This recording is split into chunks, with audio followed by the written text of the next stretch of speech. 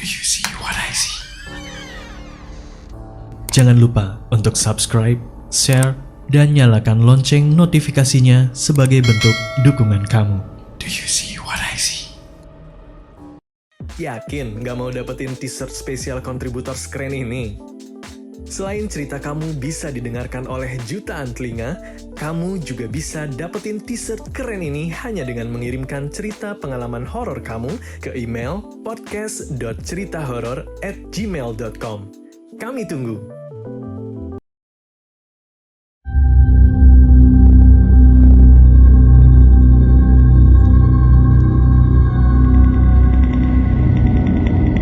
Halo semua, gue Morfit. Gue 24 tahun dan baru aja selesai kuliah. Nah, jadi ceritanya tuh gue pernah ngalamin sebuah cerita horor ketika gue kelas 4 SD.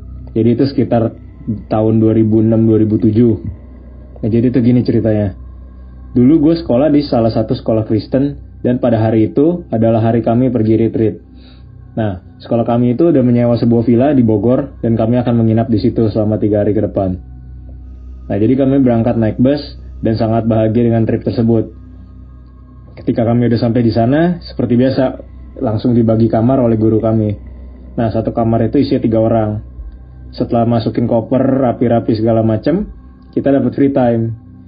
Nah, kebetulan di villa tersebut ada taman yang berisi ayunan, perosotan, dan di sebelahnya juga ada lapangan bola. Guru kami juga membawa bola sepak.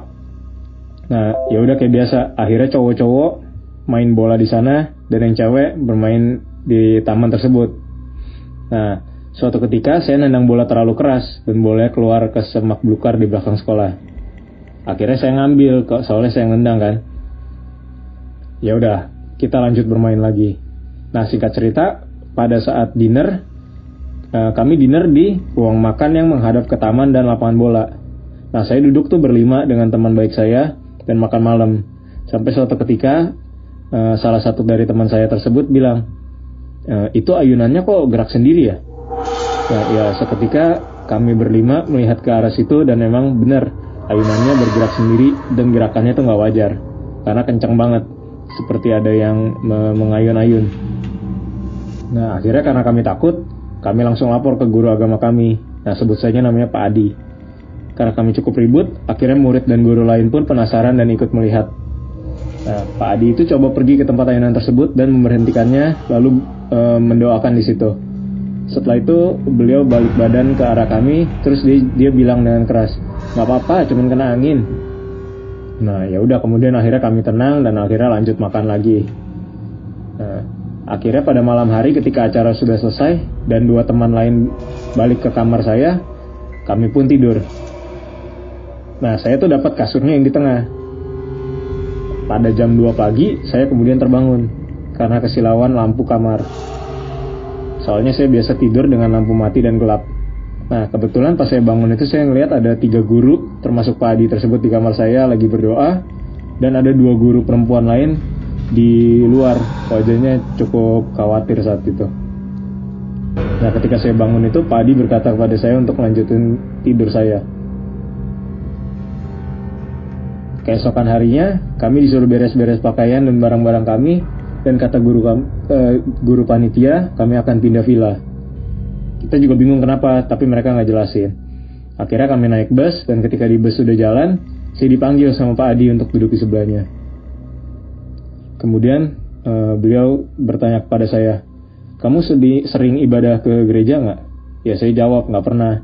Soalnya saat itu keluarga saya hanya Kristen KTP, nggak pernah ibadah ke gereja." Nah, kebetulan Pak Adi ini punya sixth sense dan dia bisa merasakan dan melihat makhluk-makhluk tersebut. Kemudian beliau menceritakan bahwa ketika saya bermain bola dan mengambil bola di semak belukar, di sana ada makhluk hitam tinggi besar yang menempel ikut pada saya. Nah, kemudian kejadian di ayunan tersebut juga beliau bercerita ia melihat sosok kuntilanak yang sedang memainkan ayunan tersebut sambil tertawa-tertawa. Namun saat itu beliau bilang, nggak ada apa-apa supaya kami tenang gitu. Nah, ketika tidur pun beliau mendapat firasat tidak baik. Akhirnya membangunkan semua guru-guru lain dan mengecek semua kamar kami. Akhirnya beliau menemukan saya sedang kejang-kejang pada malam itu. Nah, di penglihatan dia itu roh saya seperti sedang ditarik oleh beberapa kuntilanak Dan katanya dia, kalau itu berhasil, dia bilang saya bisa mati seketika.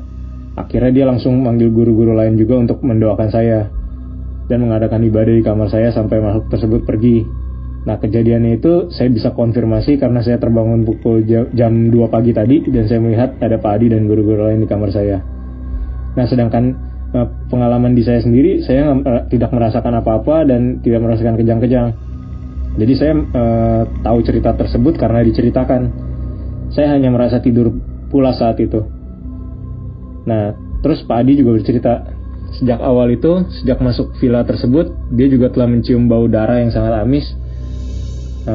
Kemudian, akhirnya karena kejadian tersebut, pihak guru mengadakan meeting dan memutuskan untuk pindah villa daripada mengambil resiko lain.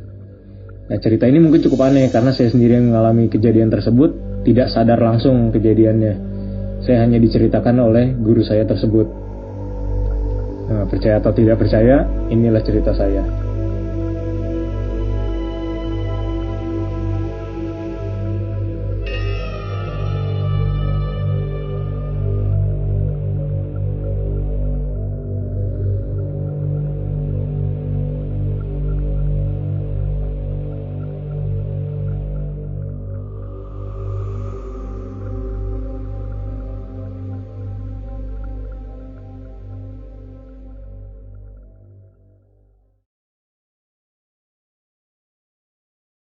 Kirim cerita kamu ke alamat berikut.